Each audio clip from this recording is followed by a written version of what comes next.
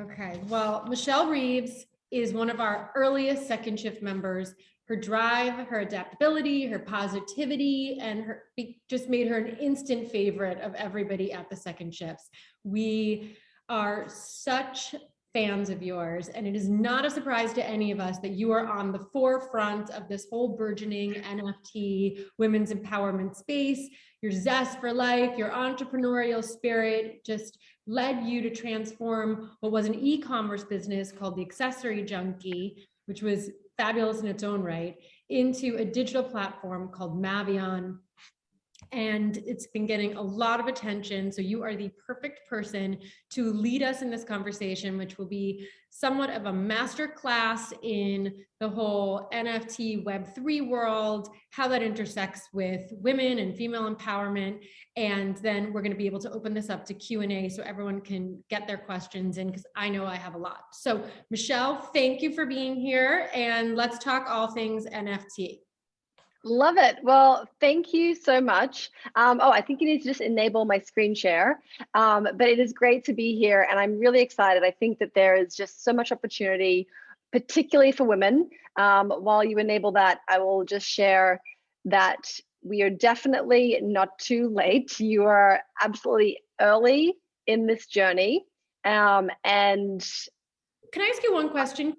I don't know if this is part of your talk, but I would also love to just know how you went from the NFT space, from the e-commerce space into the NFT space, because this is our highest attended, one of our highest attended webinars. This has gotten so much attention. There's clearly so much interest in this world. And I just love to sort of roll it back for 1 second and find out, like, how did you come into this? Yes.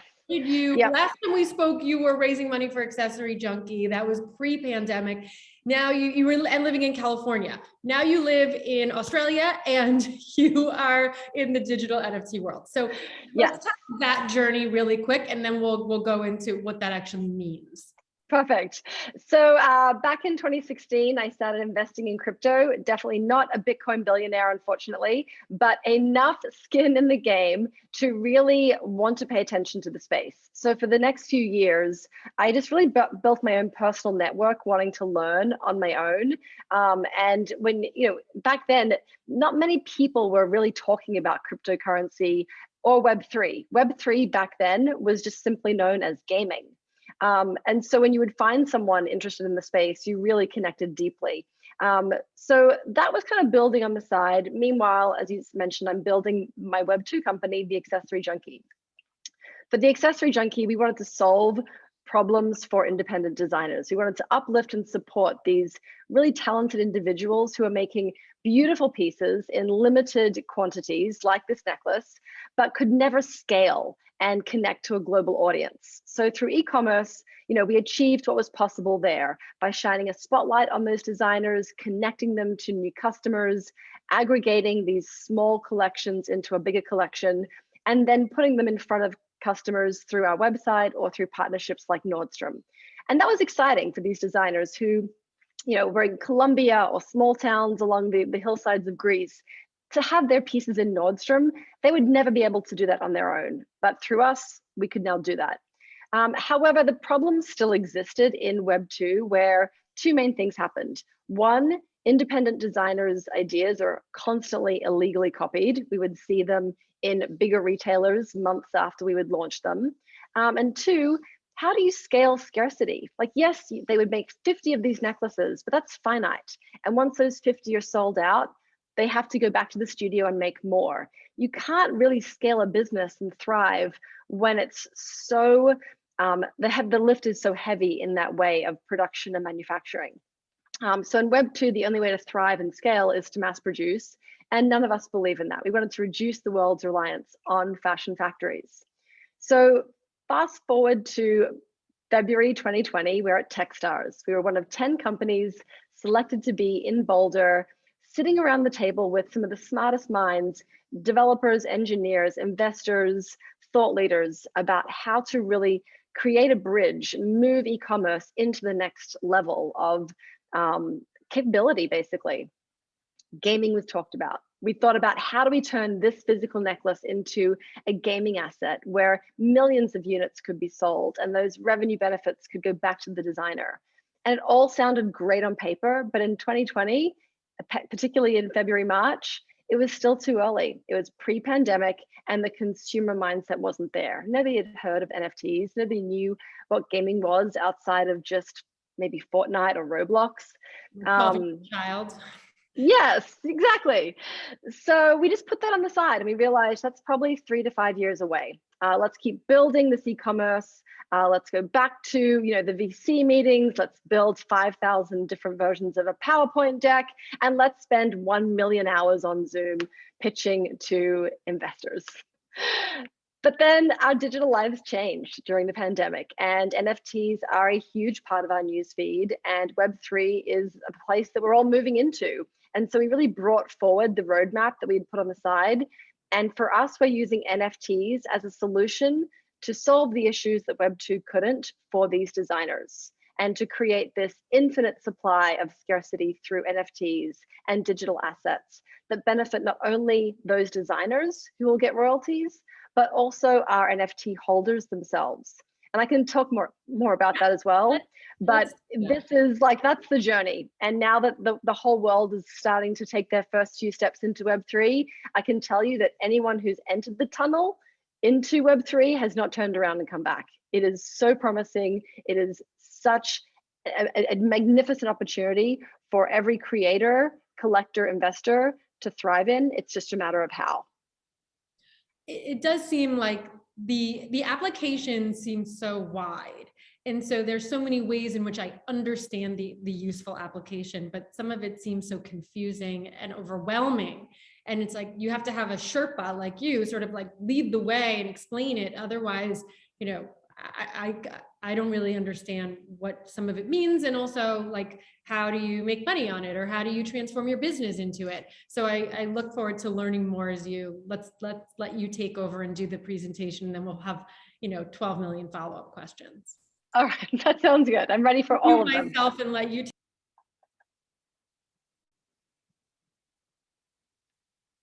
Oh, can you hear me okay? Yeah, I can hear you perfectly. Okay, great. So this is my friends and family edition. You guys are my insiders. I am happy to be your NFT Web3 buddy. I say here, WAGME with Michelle. WAGME is one of the many acronyms in Web3 language. It stands for We All Gonna Make It.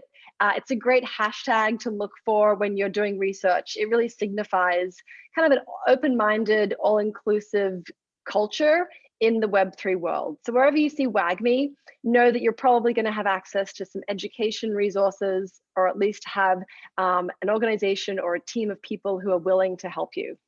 So it's a white flag of welcome. All right, so first and foremost, you can do this. I promise you, it's not hard. It's just not intuitive. And the language is what sounds confusing. But once you know, once it's demystified, you are going to run, not walk, when it comes to what you can do in the space. Definitely not financial advice. Do your own research. I am one data point in that research. Now that you've met me, you can DM me anytime. I am so happy to help, because I wish that I had an NFT Web3 buddy to hold my hand through every step. And so if I can shortcut that for you, I absolutely will. At the end, let's do questions. Put them in the chat. We'll run through them and we'll answer as many as we can. Okay, so definitely not too late. Just to kind of set the stage, last year, $41 billion was spent on NFTs. That's an extraordinary amount of money. And it was only across 280,000 people who own NFTs. This year, we have about 360,000 people in the world who own NFTs. What's really even more extraordinary is that only 10% of them are women. So only about 30,000 women in the world currently own NFTs. And that's not surprising, because Web3 has a little bit of a problem. If you go into Google and type in, what is an NFT? Your search results are going to look like this. 17,700 Gentlemen staring back at you on the YouTube screen. There's nothing wrong with these men. They're great. They all offer accurate, good advice, but it's all through one lens and one perspective. And as we know, women, marginalized communities, people of color, anyone who thinks differently other than just a white man is going to have a different perspective. We learn differently, we think differently, we invest differently, we create differently. So right now, a lot of the resources that are out there are just very one-dimensional with one perspective. My goal is to provide a different way to share the story, a different way to share the education so that maybe it can resonate differently for all of us here today. So just some screen grabs real quick. Here are some podcasts. Absolutely dive into these. You want to hear about how other people are using NFTs, whether they are bakers, restaurant owners, authors, fashion designers, artists, architects. There is literally an NFT story for every industry out there, and they're all different. So until you understand how others are using it, it's hard to know how you might use it. So just allow yourself to dive in. All of these are really digestible, easy to understand, 8 to 30 minutes long. You can binge listen to them and just let the layers peel back as it starts to sink in how people are putting these into actual practice. Another screen grab here, just start to update your newsfeed so that you've got relevant information from some of the more trusted sources. It is hard to know who to trust out there. These have, the most relevant and credible news. On the left, I really love Wavely. It's run by a younger startup team based in New York and the UK. They definitely break news before anybody else. I think they also have a really good filter. They don't just share noise, they share real news. And on the left, here are some Instagram accounts of women in Web3, myself included, as well as the account I started, which is wagme.nft. That's just a news site. Nothing is paid for there. It's just vetted projects that are all inclusive with particular focus on female NFTs. So that there's at least one place for you to go to if you're looking to see what's happening in the creator space. And then, of course, some really well-known blue chip NFT female founders. Lisa Maya is the founder of Boss Beauties. You may have heard of Maliha from Women Rise. Yam Karkai is World of Women. Sarah Bauman is from Women and Weapons. Those are some of the most well-known ones there. Okay, so let's talk about what's on the agenda for today. First of all, what is an NFT? And if they're so great, why haven't we been talking about them sooner? I'll answer that for you. And then what kinds of NFTs are there and how can they be used? All right, so let's start with this. What is an NFT? Non-fungible token. Cool, totally easy to understand. Great, I'm glad everyone gets it. Just kidding, it's ridiculous. No one has said the word fungible until 2021. So let's just talk about what on earth fungible even means. Okay, so these are my daughter's hands holding 2 50-cent Australian coins. These are fungible. If she puts them in a jar and takes one and her brother takes the other, it doesn't matter who gets which one, the value is the same. They're totally transferable and it doesn't matter who is holding it, the value is retained for the owner. But non-fungible is a little bit different. So here, these are 2 eggs. One is a paperweight, one is an actual egg. The value is different based on who needs it. A chef in the kitchen has no value, no use for the paperweight, only needs that real egg. So yes, they're both eggs, but they are non-fungible. They have different value to different people at different times. But these are non-fungible tangibles. NFTs are non-fungible tokens. Awesome. What does that mean? All right, so tokens. Tokens are anything that can be digitized. So we see a lot of pictures, a lot of art. JPEGs are NFTs. That was really the rise of NFTs last year. But it could be so much more. It could be music files, video files. Of course, our kids with their gaming assets, all of those skins are NFTs. AR filters, this filter here could be an NFT that I have behind me. But it could be other things like a secret code. An NFT can unlock a QR code that gives you a password to a secret restaurant or nightclub. It could give you access to shop a collab that's exclusive to NFT holders only for Nike and Gucci. It could give you a QR, it could give you a confirmation code to a plane ticket to go and see the Miley Cyrus concert in South America. There's so many things that could go into an NFT. It's anything that could be put into a digital format that could also unlock real world benefits, like access to parties, like brand collaborations and shopping. There's an endless amount of opportunity for what can be put into that NFT. Okay, so this is all exciting. I would love to have a Miley Cyrus NFT that gives me plane tickets to go to her show, but why didn't she offer these before? It's because NFTs can only exist in blockchain. Whew, okay, everyone knows what that is, right? Okay, blockchain. Let's do a quick history lesson to understand why and where blockchain even came from before I even tell you what blockchain really is. So let's go back to the 1990s, Web 1. This was where our screens were filled with this gorgeous looking font, and it was read only. It was basically our company intranets. You know, it's where you would go to look up your HR policy for vacation or healthcare. This is an example of where the internet looked up papers and documents about earthquakes. You couldn't do anything with the intranet other than just gain information. I couldn't react to it, respond to it, engage. I could just read only. But then something extraordinary happened in the late 1990s. It was called blogging. Blogging changed the game and it gave birth to Web 2. And in Web 2, company servers changed from just doing read only to a read write, which is basically allowing behaviors. So now for blogging, for example, bloggers could post content and we could comment. For companies like Sephora, they could post information about products and we could buy them. It really gave rise to the world we've been living in for the past 22 years for Web 2, where we've been online shopping, online dating, booking our travel online, really doing everything we can to hit refresh and get that Kardashian Skims drop only to have it sell out in 3 seconds. That was Web 2.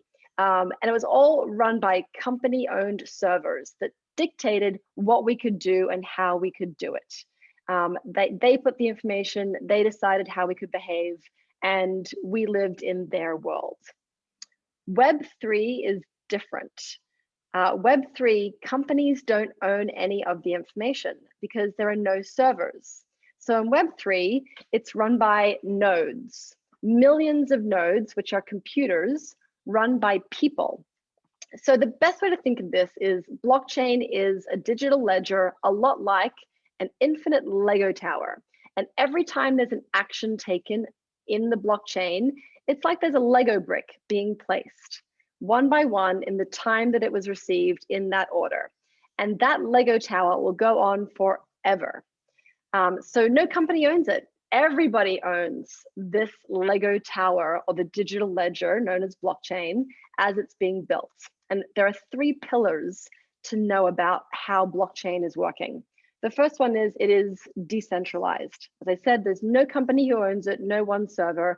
It is created by all these nodes working together, and they're working together transparently because they all have to verify information before it can go on there. So nothing is entered into the blockchain unless all the nodes verify that this is accurate. Then they validate that and they put it on the blockchain. So nothing can be hidden. That total transparency is game changing. And you might think, well, what has that got to do with anything, transparency? Well, let's just look at government, for example. Right now, we all pay our taxes and the government uses that money to pay for roads, public utilities, healthcare, education. We don't actually see the dollars go anywhere. We just hear the reports and they share that information in press conferences and we take their word for it. But in blockchain, we would see in real time where every single transaction dollar action was taken in the moment that it is taken. And it would be validated and verified constantly. And there's no way to hide any activity on the blockchain. And it's immutable. Immutable, also a word we've never used before in 2021. It means nothing can ever be edited, copied, or deleted. So when you have these pillars in place, you have this new, I call it truth serum in technology. And it's exactly what the founders wanted. This is going to make you sound like total experts if you can remember this and share at your next dinner party. That the blockchain was actually created in 1991. Stuart Haber and W. Scott Stornetta created this because they just wanted a time-stamped system where information could never be changed. You couldn't go back. Kind of like Twitter today, where you can't go and edit that typo. They wanted the entire system of technology to be time-stamped and validated for accuracy so that we had this one place of truth. And so with that truth serum, we can now have NFTs, and NFTs are the truth tellers. Because we have blockchain, because NFTs are being minted and put on the blockchain, we now know with full certainty who owns the NFT versus who just screen grabbed it. And so that ownership is core to making an NFT worth anything. You can't fake it, you can't copy it, you can't delete it. That NFT exists forever, and only the true owner can unlock its true powers. Okay, so there's lots of different kinds of NFTs. NFTs are being used already in a lot of back-end utilities, healthcare, government, products to verify, particularly luxury products. NFTs are attaching so that you know with certainty what is real, what is a fake. NFTs can prove ownership of memorabilia, of the originals in art, of course, we're seeing a lot, but also music, entertainment. NFTs will start to be used a lot more across healthcare as well, owning the information for your own healthcare, NFTs for access to healthcare professionals and medicines. NFTs can prove where you went. It's called a POAP. POAP stands for Proof of Attendance Protocol. So now imagine, instead of having to have travel visas and permits, you've got these POAPs that undeniably prove who can go where and who has access and who has been to certain cities or countries, or vaccinations even. Education credentials, what schools you went to, where you've worked, and so much more in terms of where you have physically been, as well as culturally. Think about Coachella and different conferences and social events that really can change your social credibility. That kind of digital identity has real world benefits as you make friends and meet people. They're like a badge of honor. So POAPs are very important, and you will absolutely need those in the future. Our kids will be judged on the POAPs they have or don't have.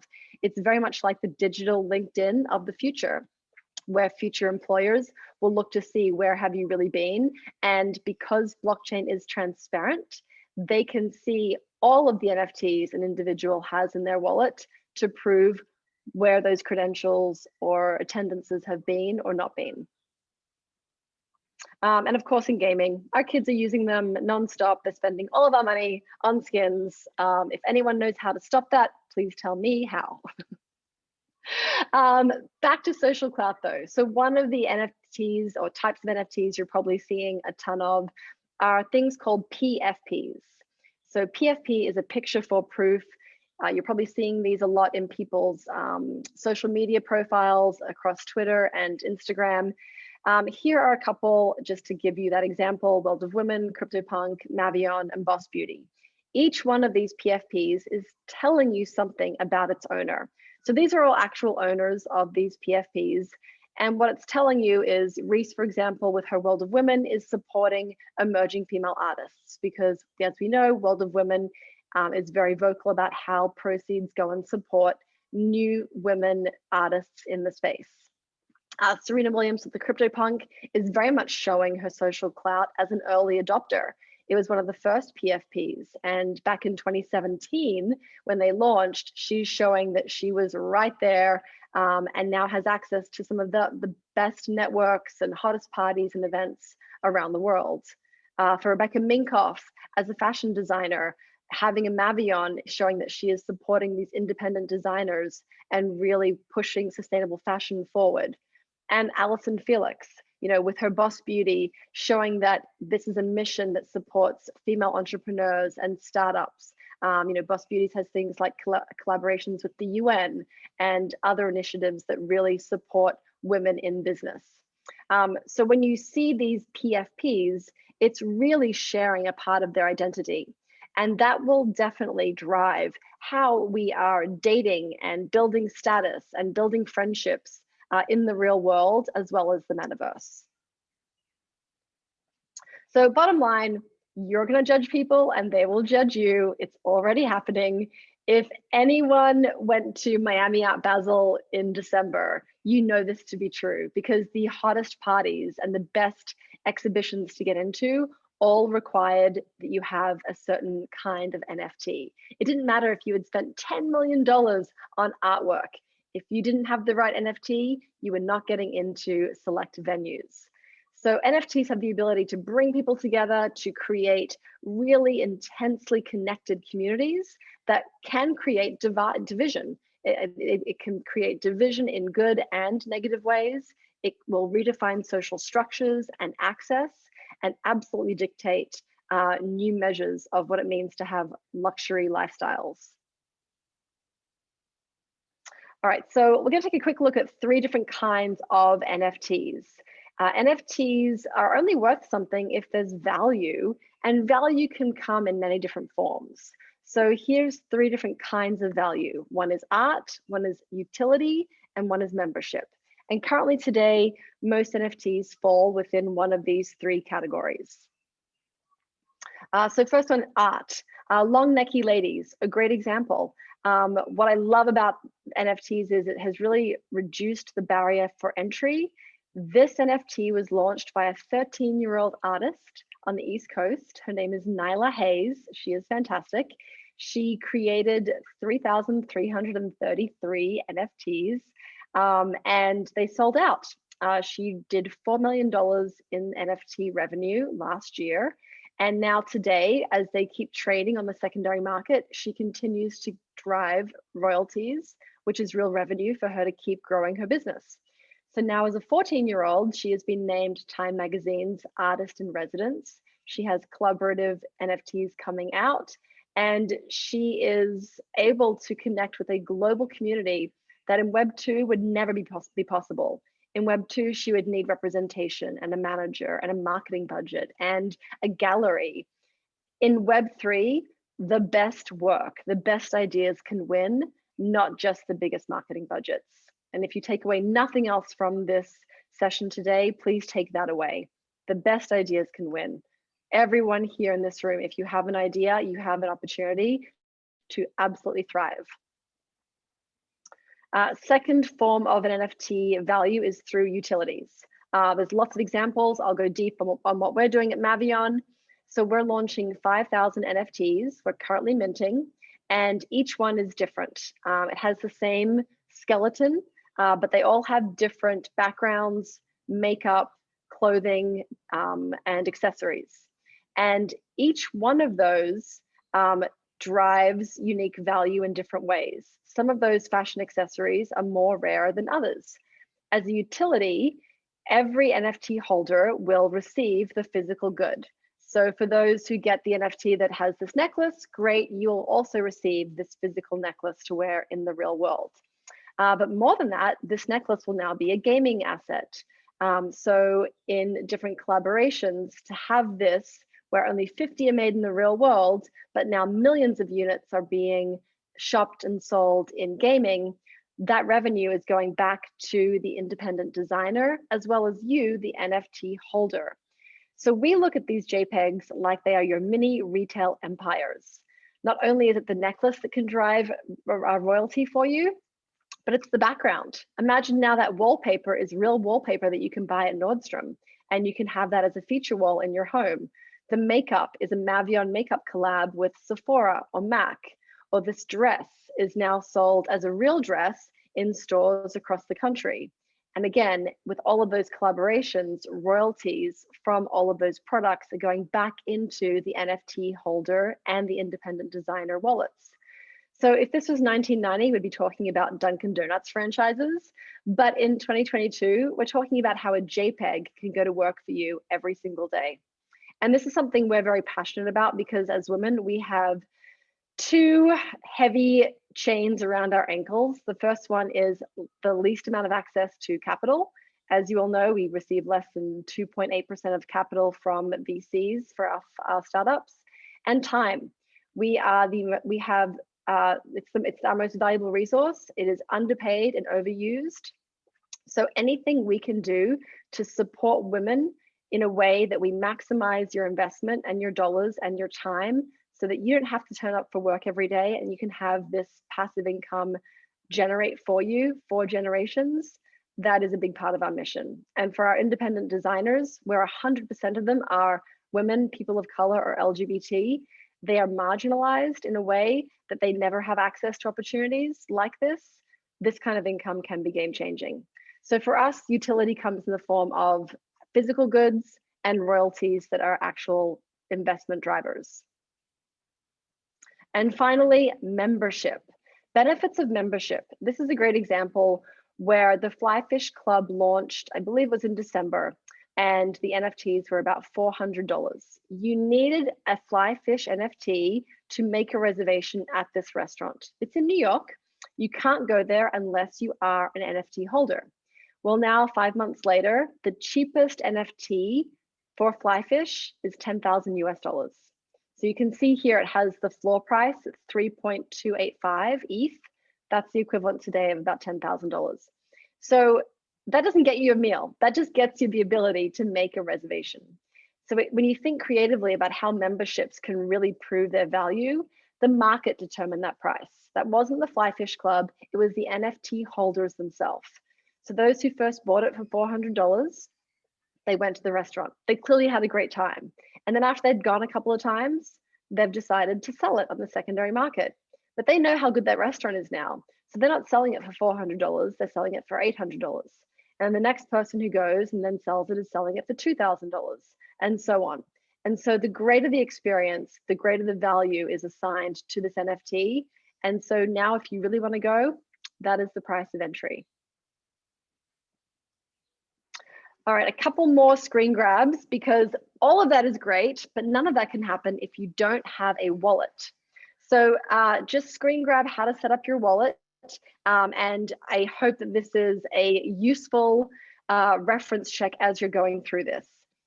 Firstly, it is really clunky and it is time consuming. So give yourself about 30 minutes to set up your exchange, to buy cryptocurrency and set the wallet up just so that you feel comfortable and you've got security measures in place.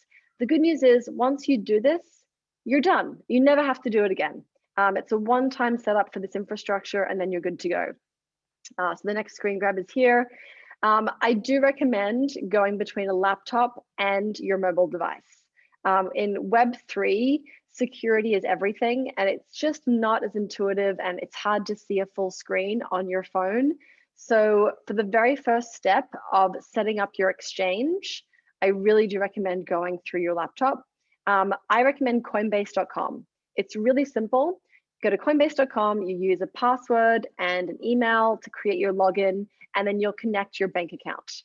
And from there, you'll buy cryptocurrency. So you'll exchange, $100 US for $100 US worth of ETH. Very simple, it happens immediately. I would recommend everyone make that your homework today, just to open up Coinbase.com and purchase Ethereum. That is the cryptocurrency that you need to mint most NFTs. In fact, all blue chips currently are Ethereum based, and it's the currency that's most used on OpenSea and other marketplaces. The reason I'm going to give you that homework today is because while that is instant, it can take anywhere from 3 to 18 days to actually access those funds and purchase NFTs. For a variety of reasons, there is a hold for the first time that you set it up. You'll need to verify your ID by scanning in your driver's license, your address, just some very traditional protocols. But the reason you want to do this now is because if you decide you want to buy an NFT, you don't want to decide the day that you want to buy it and try to set this up, because here's what happens. You want to buy that NFT, but now Coinbase is making you wait 18 days and that NFT price is going up. And you are painfully watching that price go up while you're waiting for your funds to clear so that you can make the purchase. So if you do that, then the next thing you'll do is then you'll go to your mobile device and you'll open up a wallet. And that's a Coinbase wallet is what I recommend. Also MetaMask is another one. And that is actually very fast. You'll be given a 12-word seed phrase. That seed phrase is very important. Do not share it. If anybody gets access to your seed phrase, they will have access to all of your assets. So keep this seed phrase, write it down and hide it somewhere. Do not store it on your phone. Do not email it to yourself. Find a safe system that no one else will have access to except you. Just know that if you lose the seed phrase, you will not be able to get it again. There's no customer service in crypto. So you really do need to think strategically about the best way to keep your seed phrase safe. And then the final screen grab for this here, again, once you've got your wallet open, once your funds are cleared from Coinbase, you will then go and send your Ethereum to your wallet, and it is with your wallet on your phone that you can then go and buy NFTs. Again, happy to help people with questions as you're doing this, but hopefully the step-by-step here is a good reference for you as you keep going. You can reach out anytime to me. My email is there, michelle@mavion.world. There are my Instagram and Twitter handles. I have a couple of videos on YouTube. They are not pretty. They are just good information about NFTs and what's happening. And I am here to help. So on that note, I will stop sharing and we can dive into questions. Oh my God. My brain is exploding. I did not actually even know that you were going to have this entire presentation when you said, I'll just have some slides. You really undersold that and over delivered. I just feel like I got a PhD in NFTs and all this. You know, I went so far one day as to open the Coinbase thing, and I'm so scared of the losing of the password part of it, because I can never remember any of my passwords. Every other day I'm resetting my passwords. That piece of it, I was like, I just can't. I can't even go there. I don't know. It's too stressful. So, well, actually, the good news is for Coinbase.com, the password and login, you can. It's just the seed phrase. The seed phrase is exactly what you're describing. Oh God. Oh God, I lose everything. I can't even find my sunglasses. I'm going to have this password. I know. My brain's too mushy for this. Look, I can't thank you enough. I want to dive in with questions because you're exhausted from all your travel, and I just want to make sure. I did think of one other thing that is a use case that I want to throw in, which is something like, what was it that just got, Boss Beauties just got $4.4 million raised. Yes. And the Other Women of the World has a production deal with Reese Witherspoon. It's interesting because it's content as well. You know, all of the images now can be turned into almost like Marvel characters, because it's a world that people have created, and long neck women or whatever it is, whatever the imagery is, can then become content, which can then become, I think of it almost like trading cards that my kids would have, where, you know, you have a Batman card, and if you got the original Batman card and you hold on to it, years later, that Batman card could be worth a lot of money. You never know if you bet on Batman or you bet on the other guy that didn't turn out to be as popular. But it's we've entered into an entire new world where what I think is really confusing to me is, how do you know what to buy? How do you know what you're betting on? And some of it seems it's who decides? And is it because Gwyneth Paltrow tells you that it's cool? or Venus Williams, like it a little bit feels clicky and like a popularity contest, and that's not helped by the whole idea that if you don't have the code, you can't get into Art Basel, and if you don't have the code, you can't get into your new Rolls Royce. Like the elitist exclusionary piece of it is a little bit, but then like thrown into the verbiage of like feminism and like performative feminism seems somewhat off-putting to me. And I know So that feels that way to a lot of people. it's a great point. And I think, look, there's certainly a lot of use cases where NFTs have been used for premium experiences and luxury, where it does feel exclusionary. Not everyone can buy a Bored Ape. When the floor price is $200,000, that is exclusionary. But it wasn't always $200,000. A year ago, Bored Apes couldn't give them away. They launched in April, and they were $100. So what they're really doing is they're just rewarding the early adopters. And a good way to think about it is Golden Goose sneakers. Imagine if, and there's so many people I know who are like wearing them years later, and I'm like, oh, I was a fan of them long before the supermodels are wearing them. I'm like, great. Imagine if by being an early adopter, you found them, and now every time they sold a pair, you got $1. That's amazing. You're now getting rewarded by being so finely in tune with things that you love. And that's where the Bored Apes community was. People who were like loved big parties and wanted to be connected to celebrities were like, I'm not going to miss my opportunity. And that's what they did. But I'd say the majority of NFTs are not like that.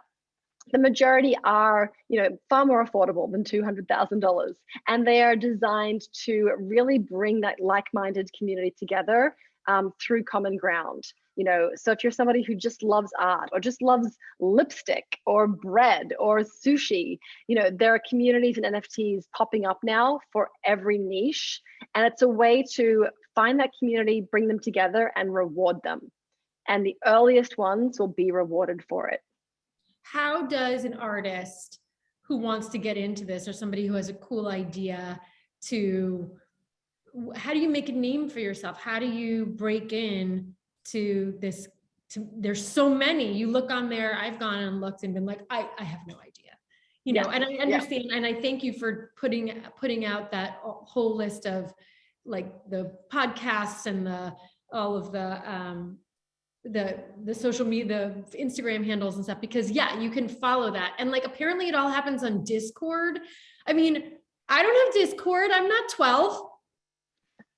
Yes. So look, there's a big opportunity so I would say this, right now you have first mover advantage. As I said, there's only 30,000 women in the space. I'm going to guess most people's businesses are female-led, female-run in this room.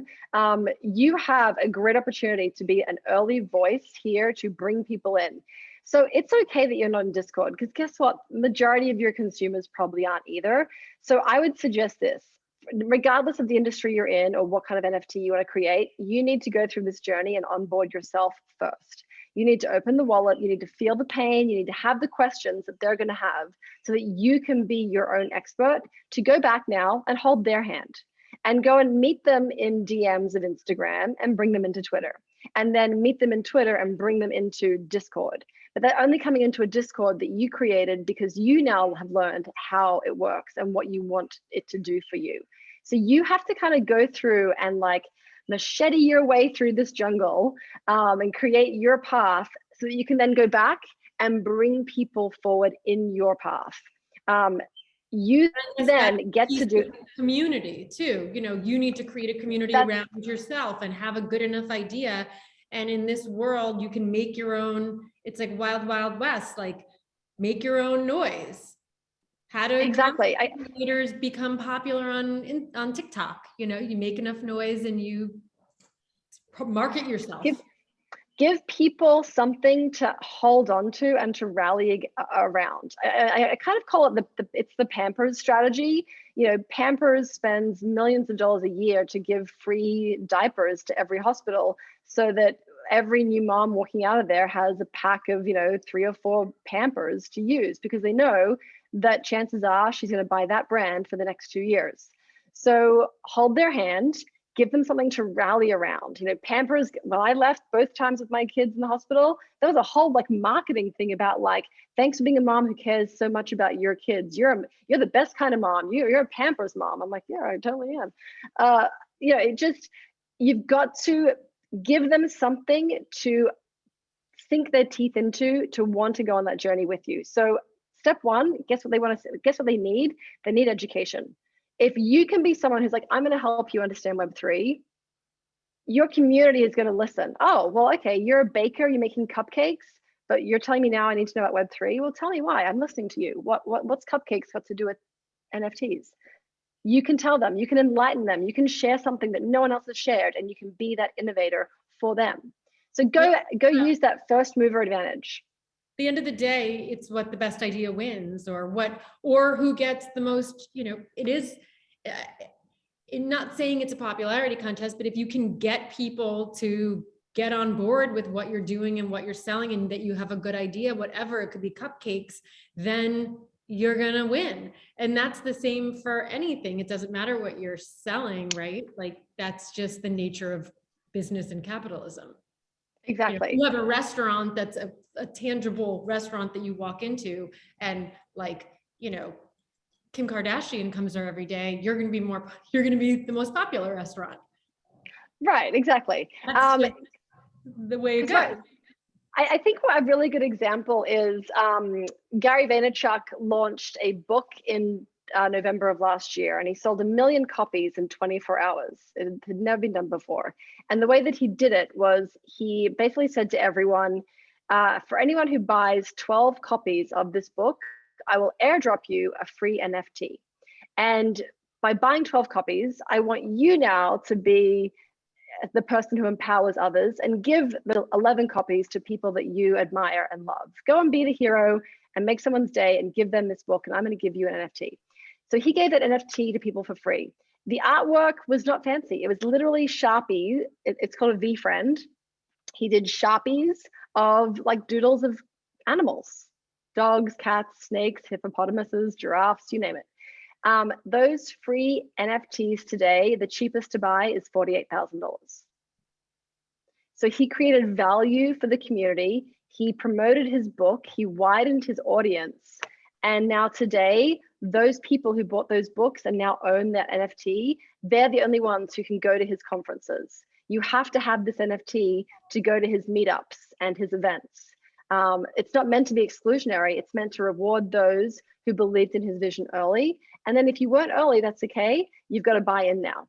But he now does more drops. You don't have to just do one drop.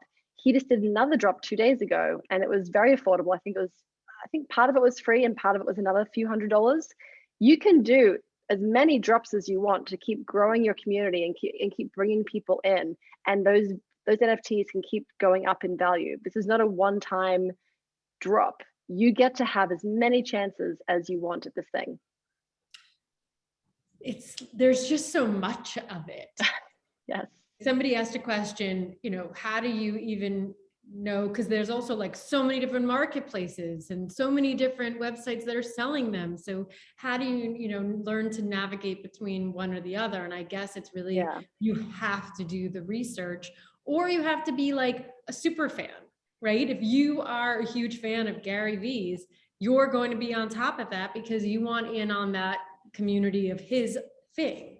So you're showing your loyalty and showing the thing that you're into. So I guess it's the same idea as like bands give out concert tickets and reward people when they have pop-up shows to those who like follow along on their Twitter feed or their, social media, who just know the insider scoop. That's exactly it. It used to be whatever it was. Now it's this. Exactly. And you don't mind spending the time there because you're an actual fan. Like you love the content you're getting. You love the music, whatever it is. Yeah. So what do you think? I mean, I know you said the first one. Do you think, okay, other question. What about the climate issue? What are we, that Lego tower that you said, that has a huge amount of energy behind it. And it's also not that, like, we've seen people getting things stolen off of it. Is that something that you worry about? Or, okay. We're not on that scale. We don't really need to worry about No, these are good questions. So yes and yes. Definitely don't want to dismiss the sustainability. That's important. I think in context, your fridge is doing more harm to the environment by running all year round than minting one NFT. The fashion factories are creating far more of a carbon footprint and pollution than anyone's activities in blockchain. So I think all of these things need to be improved. It shouldn't be that one is better than the other, like, oh, this is only 10 times as worse and this is 20 times. They're all impacting the environment, and they all need to improve, blockchain included. And it is getting better. And so contracts are getting faster, and the power, the emissions required are reducing slightly. There's still a lot that can be done there. But I think it's important to understand what we're really dealing with, and putting our energy behind fixing. It's not blockchain that's having the biggest impact in the world. There are a few other industries that are creating far bigger issues for us than this right now. So let's fix them all. Yes. Security. Oh, sorry. No, I security. Well, security. Yeah, I mean that's always an issue just in general in the world. It is. Skip. No, I'm being mindful of the time, and I have so many more questions. So I just want to make sure that I get to some of them. Can the blockchain crash? I guess that goes back to security. Somebody asked that. So let's great question. So blockchain can't be hacked and it can't crash. Unless the whole technology everywhere crashes, then we have much bigger issues too if that happens. But you can't hack blockchain. It can only be compromised, and that's what I think is the scariest part for people, because there's no one to call, there's no one to stop it, and it is painful.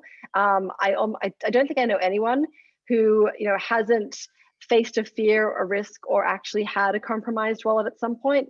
And there's nothing worse than watching, because it's transparent and you can see on blockchain. It's called Etherscan. If you go to Etherscan, you can see every action going on. It'll just look like a bunch of addresses and wallets, but you can see different things transferring. And when someone's wallet is compromised, you can literally watch as their wallet is being drained of the funds. And it just, it hurts. So keep those seed phrases and get a cold wallet. Ledger is a cold wallet, where it's a physical hardware device that no one can gain access to and compromise, because it's literally in your possession. Think of it like a hard drive. Okay. And I'll drop it in here. It's called a ledger. Oh, I can't type it in here. My last question, and then we'll wrap it up, is just I want to talk about the women and the empowerment front, because we've talked about it, and I do see the use case. I see the way in which, for certain industries, you can kind of like vertically integrate by having, artists, artisans, content creators, producers. You can see how the whole thing would work, and have women be the ownership and being able to like make money and have the power from all of it. And that's important. And like you said, or in your first slide or second slide, this is a new world and women have to be involved in it in whatever way. And you can decide how you want to be involved, is basically what you're saying, where you want to put your money, how you want to invest it in, by following your passions or following the things that you're interested in. And it's really a place where we need to make a dent. It is. I think I don't like the we deserve to be there idea, because the deserve to be there idea means that it's like a negative connotation, like we're here too. It's more that like the people like me who are scared and think this seems overwhelming have to be more risk taking. We are not by nature women huge risk takers in some ways, especially when there's passwords and there's money in a wallet I've never heard of. But actively being part of something that might otherwise feel scary, because we need to be represented in that space, is important. Okay, so I love this. Can I dive into this for a second? Yes, dive. Okay, let's talk about risk for one moment. I'm going to politely disagree. I think women are the biggest risk takers. Well, no, but listen to this. We get the least amount of funding. We every day face the greatest risk as we walk down the street as a woman of color. We face security risks constantly to our bodies. We face discrimination risks in our jobs. We face every risk possible, and yet we still have children. We still have jobs. We still go to school and study while having other jobs. And we still then somehow bootstrap and start our own companies despite the odds stacked against us. So I would say that women actually handle risk beautifully. What I think happens is we are not prepared to go into a space where we don't have the knowledge base required. And right now, women don't want to open wallets and do all these things, as you said, because it does sound unknown. And it is unknown because no one is showing women how to do this safely, securely, and in the right way. So I think once we have the information, women don't just take one step, they freaking fly and take 100 steps and they run. And I love seeing the success. And I will tell you that almost every female NFT, and please check out wagme.nft on Instagram. I vet all of those personally. They have the most solid missions. I would be willing to bet, it's a theory, not a guarantee, that no woman has done a well. More men are doing rug pulls than women. And this isn't a gender men versus women thing, but just women don't have the luxury to risk not building something successful. We build businesses with traction before we go and get funded. And that's what we're doing with NFTs. We're building NFTs with real solid roadmaps and vision planning to drive value before we go and mint and tell people to put their hard-earned ETH behind our projects. I can tell you that Boss Beauties has launched dozens of collaborations with the UN, the New York Stock Exchange, Marvel, Barbie, Hugo Boss, and their floor price is still lower than Moonbirds, which just launched, and they've done exactly 0 partnerships. And I think this, and again, both are great and both are going to come into their own, but women again, and we're seeing it in NFTs, are proving that we have to work that much harder to prove validity and strength in our business before we even put it out there. So I think that my assumption is that every woman who is listening to this, I think you're going to do a phenomenal job because you are going to, as usual, overwork and overplan and overcompensate by creating really strong NFT roadmaps that should be successful if you can just communicate it to your communities effectively. I think that's your biggest challenge is going to be just connecting to your community. I have 100% faith that you have strong ideas that can be executed well because I know that women here are master executors. You guys nail it. You have great visions. You've got the experience. It's really in Web3 just about making sure you build the community. I love it. We're going to end on that note. You're such a positive force. I literally changed my entire mind through this. I started off being kind of like, this is just a clicky, trendy bandwagon thing. And what do I need to get involved in this for? And I have completely come around. I mean, I think as with everything, there are issues, things that need to be worked out, not everything, it's just brand new. But I love the idea that, we just to try it out. And I thank you so much for your time and just enthusiasm and walking through it. And I will go sign up and the rest of the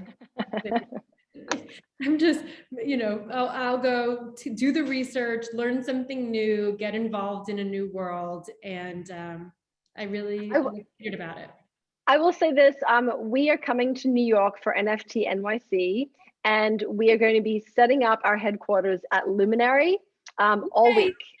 So from June 20th to the 24th, I'll be there with my team and we're setting up a blockchain bar. So you can make time and have one-on-one sessions with us or bring a group of your girlfriends, friends, partners, whatever. And we will hold your hand either opening wallets, buying, minting NFTs, talking about NFT strategies. We have full programming of workshops, speakers, cocktail parties, panels. Jenny, love to have you, of course, be one of our panelists. But just come, and this is going to be a week long where you can just ask every single question and we won't have to be cut off by like Zoom and schedules. We'll be sitting there from 10 a.m. to 10 p.m. every day. We can't let those like crypto bros just, take over and ruin the vibe here. We have to create our vibe. We're gonna have our own party. Own it, yeah, have our own party. We always throw better ones anyway. Yes, exactly. We have, nicer food and prettier decor. Yes, pretty backgrounds like yours. Thank you so much, Michelle. Thanks everyone for coming. I really appreciate it. I'll see you in June then. Sounds good. All right, bye everyone. Thank you. Take care. Bye.